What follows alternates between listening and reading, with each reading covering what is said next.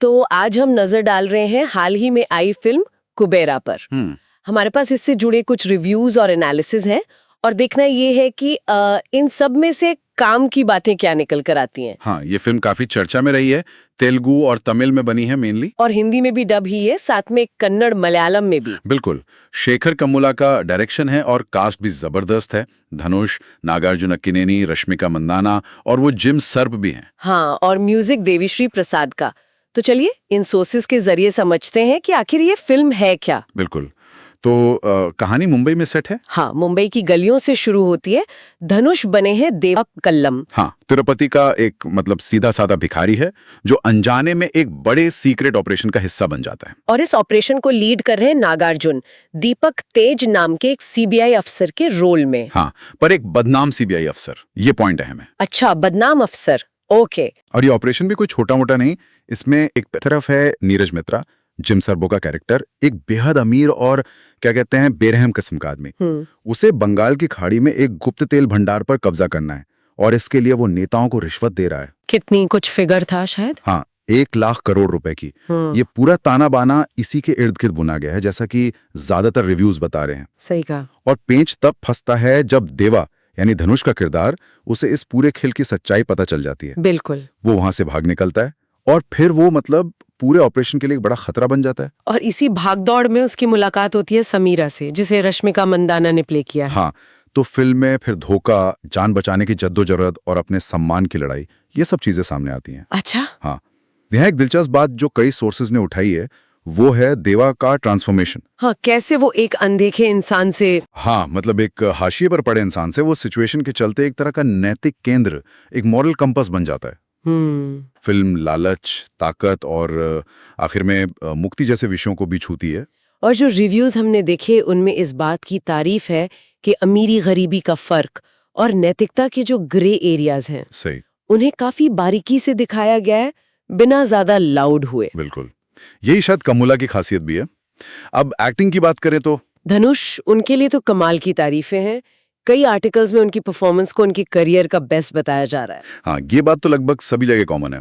कहा गया है कि कैसे उन्होंने कम बोलकर भी इंटेंसिटी और इमोशन को पर्दे पर उतारा है, एक तरह की मास्टर क्लास। सही। नागार्जुन के किरदार के बारे में भी अच्छा लिखा गया है, कैसे उन्होंने एक गिरे हुए हीरो के किरदार को संजीदगी से निभाया है। और रश्मिका के बारे में कहा गया है कि वो मासूमियत लाती हैं किरदार में, लेकिन साथ साथ कहानी में इमोशनल डेप्थ भी जोड़ती हैं।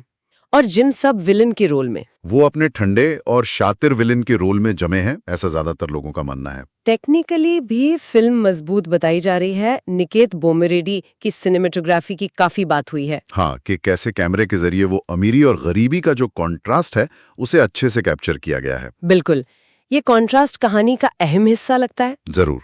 और देवीश्री प्रसाद यानी डीएसपी के म्यूजिक के बारे में मिला जुला रिएक्शन है। अच्छा, क्या कहा गया है? कुछ सोर्सेज मानते हैं कि बैकग्राउंड स्कोर खासकर इमोशनल सीन्स में बहुत सटल लेकिन असरदार है। लेकिन कुछ को शायद और दमदार और मेमोरेबल संगीत की उम्मीद थी, तो यहाँ थोड़ी मिली जुली राय है। ठीक है, लेकिन ऐसा नहीं है कि सब कुछ परफेक्ट ही है, कुछ कमजोरियां भी पॉइंट आउट की गई हैं, है ना? का पहला हिस्सा थोड़ा धीमा है, पेसिंग का इशू बताया गया है। और क्लाइमैक्स, उसे लेके भी कुछ शिकायतें हैं शायद?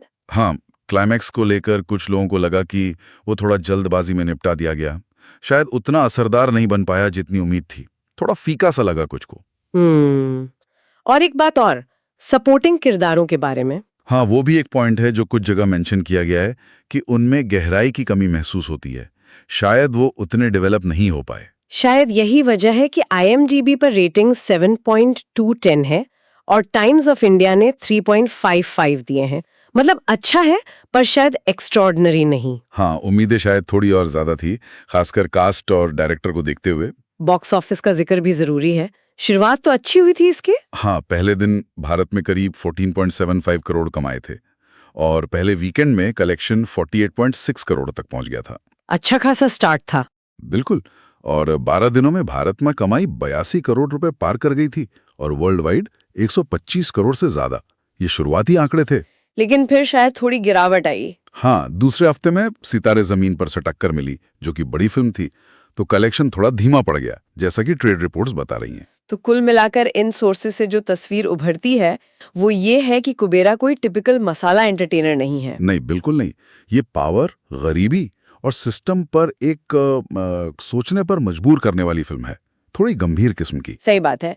कुछ कमियां जरूर हैं, जैसे पेसिंग या क्लाइमैक्स की बात हुई। हाँ, लेकिन धनुष की जबरदस्त एक्टिंग और शेखर कम्मुला का जो रियलिस्टिक अप्रोच है उसकी वजह से ये एक बोल्ड और ध्यान खींचने वाली फिल्म बनी जा रही है।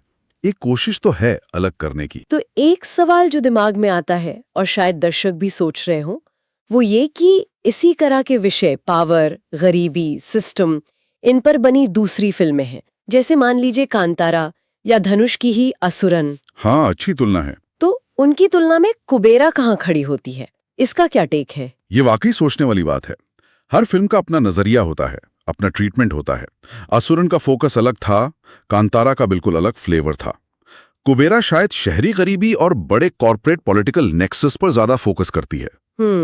तो ये तुलना करना दर्शकों के लिए एक दिलचस्प एक्सरसाइज हो सकती है कि कौन सी फिल्म इन मुद्दों को कैसे दिखाती